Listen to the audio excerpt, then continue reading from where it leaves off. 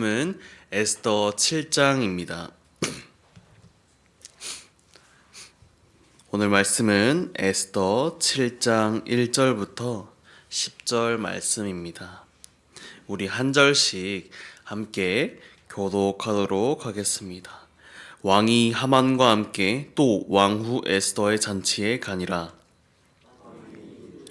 잔치에 술을 마실 때 다시 에스더에게 물어 이르되 왕후 에스더여, 그대의 소청이 무엇이냐? 곧 허락하겠노라. 그대의 요구가 무엇이냐? 곧 나라의 절반이라 할지라도 시행하겠노라. 왕후 에스더가 대답하여 이르되 왕이여, 내가 만일 왕의 목전에서 은혜를 입었으며 왕이 좋게 여기시면 내 소청대로 내 생명을 내게 주시고 내 요구대로 내 민족을 내게 주소서. 나와 내 민족이 팔려서 죽임을 도륙함과 진멸함을 당하게 되었나이다. 만일 우리가 누구에게 팔렸더라면 내가 잠잠하였으리라. 그래도 내 적이 왕의 손해를 보충하지 못하였으리라.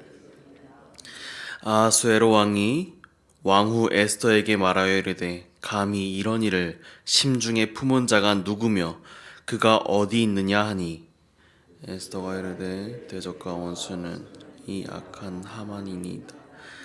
하만이 왕과 왕후 앞에서 두려워하고 왕이 노하여 일어나서 잔치를 떠나 왕궁 후원으로 들어가니라.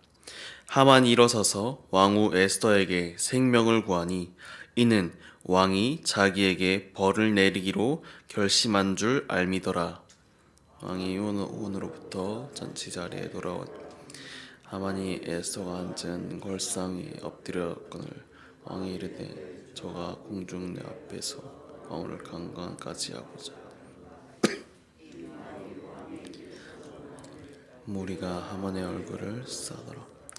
왕을 모신 내시 중에 하르보나가 왕에게 아뢰되 왕을 위하여 충성된 말로 고발한 모르드게를 달고자 하여 하만이 높이가 50규빗 되는 나무를 준비하였는데 이제 그 나무가 하만의 집에 섰나이다. 왕이 이르되 하만을 그 나무에 달라 하매 모르드게를 매달려고 한 나무에 하만을 다니 왕이 노가 그치니라. 아멘. 우리는 살아가다 보면 왜 내겐 아무 일도 일어나지 않는지, 왜 내가 이런 일을 겪어야 하는지 하고 묻게 되는 시간들을 자주 겪게 됩니다.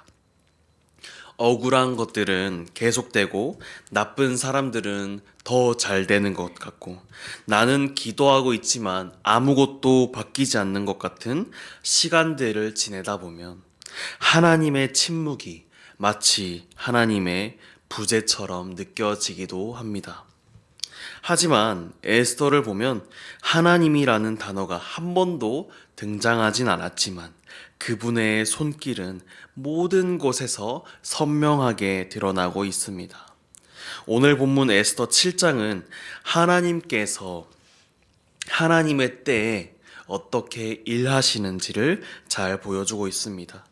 우리가 생각하고 우리가 기대하지 못했던 순간에 하나님께서는 그 하나님의 때에 상황을 뒤집고 억울한 자를 회복시키시고 교만한 자를 무너뜨리십니다. 오늘 말씀을 듣고 하루를 살아가실 때 지금 우리의 삶 가운데에서도 하나님께서 일하고 계심을 믿는 시간이 되기를 소망합니다. 1절을 보시면 왕과 하만이 에스더가 마련한 두 번째 잔치에 도착하였습니다. 하만은 자신이 그 잔치에 초대받은 것을 자신의 권력과 자신의 성공의 상징이라 생각하였습니다. 그런데 사실 이 잔치는 하나님의 때를 기다리며 준비했던 에스더에게 있어서 결전의 날이었습니다. 2절에서 왕은 에스더에게 묻습니다. 내 소원이 무엇인지 말해보라고 말입니다. 그때 에스더는 민족을 위해서 용기 있게 입을 열었습니다. 제가 간청하온데 저와 저의 민족이 멸망하게 생겼습니다 라고 말입니다. 에스더는 단순히 그냥 하는 말이 아니라 민족 전체를 살리기 위해서 항상 그 중보하는 마음으로 그 침묵을 깨고 에스더가 담대하게 그 입술을 열었습니다. 그때 하만은 말합니다. 그 일을 누가 꾸민 것이냐고 말입니다. 그때 에스더는 이렇게 말합니다. 그는 바로 하만입니다. 라고 말입니다. 옆에 있던 하만의 얼굴은 창백해졌고 왕은 분노하여서 그 자리를 벅차고 나갔습니다. 그때 하만은 자신이 벌받을 것을 알고 직감하고 에스더에게 가서 살려달라고 애원합니다. 하나님께서는 이미 그 상황을 반전시키기 위해서 그 순간을 사용하였습니다. 왕이 다시 방으로 돌아왔을 때 하만은 에스더의 자리에 엎드려 있었습니다. 그 장면은 마치 하만이 에스더를 강간하려 하는 것처럼 보였습니다. 그래서 왕은 그 순간 참지 않고 하만을 처형할 것을 명령합니다. 하만은 사실 모르드게를 죽이기 위해서 자신의 집에 50규빗, 약 23m 정도나 되는 나무를 준비하였습니다. 그런데 그가 준비했던 그 장대에 결국 하만이 달리게 되었습니다. 자기가 준비한 악의 도구가 자신을 무너뜨리는 도구가 되어버린 것입니다. 사람은 교만하게 계략을 꾸미고 권력을 쥐고 약한 자를 억누르려 하지만 하나님께서는 모든 것을 기억하시고 정확한 때에 하나님의 때에 그 악을 무너뜨리고 억울한 자를 회복시켜 주셨습니다. 오늘 이 말씀은 우리에게 몇 가지 중요한 삶의 태도를 알려주고 있습니다. 첫 번째로 에스더가 하였던 것처럼 하나님의 때를 기다리며 믿음으로 살아가는 삶입니다. 에스더는 하만이 어떤 사람인지 어떤 진실이 있는지 다 알고 있었지만 서둘러서 말하지 않았습니다. 너무나도 두려운 상황 가운데 있었지만 자신의 판단보다도 하나님의 때를 기다렸습니다. 그리고 하나님의 때에 하나님께서 열어주시는 입술로 말씀을 전하였습니다. 우리도 억울한 일을 겪을 수 있습니다. 그러나 그때마다 우리 마음이 가는 대로 먼저 입술을 움직이기보다 하나님의 때를 구하며 기다리는 것이 좋지 않겠습니까? 두 번째로 믿음으로 입술을 여는 용기입니다. 에스더는 그저 가만히 기다리고 있던 것이 아닙니다. 하나님의 때에 두려움과 이 모든 것들을 이기고 담대하게 자신의 생명을 걸고 진실을 말하였습니다. 그 입술을 자신의 생명만이 아니라 민족 전체의 생명을 살리는 도구로 사용하였습니다. 살다 보면 진실을 말해야 하는 순간이 찾아옵니다.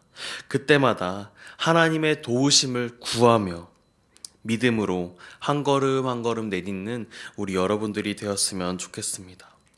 마지막으로 교만은 반드시 무너진다는 것입니다. 하만은 마치 모든 것을 가진 사람처럼 보였습니다.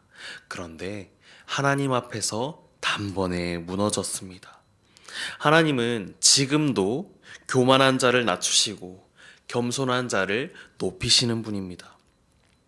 우리가 세상을 보며 흔들릴 때마다 하나님의 정의는 반드시 승리할 것이라는 하나님의 말씀은 반드시 승리할 것이라는 그 믿음을 굳게 붙잡고 나아가셨으면 좋겠습니다. 사랑하는 성도 여러분, 오늘 들은 말씀을 마음속에 새기면서 하나님께서 일할 것을 기대하시며 기다리면서 기도하는 우리 여러분들이 되시길 소망합니다. 오늘 기도하실 때 3가지 정도 기도 제목을 함께 붙잡고 기도하였으면 좋겠습니다. 하나님 앞에서, 억울한 일 앞에서 조급해지지 않고 하나님의 때를 기다리는 믿음을 허락하여 달라고.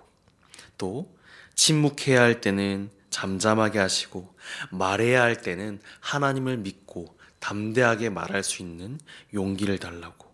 그리고 공동체와 이웃을 위해 중보의 기도를 멈추지 않게 하여 달라고 오늘 함께 기도하였으면 좋겠습니다. 기도하겠습니다.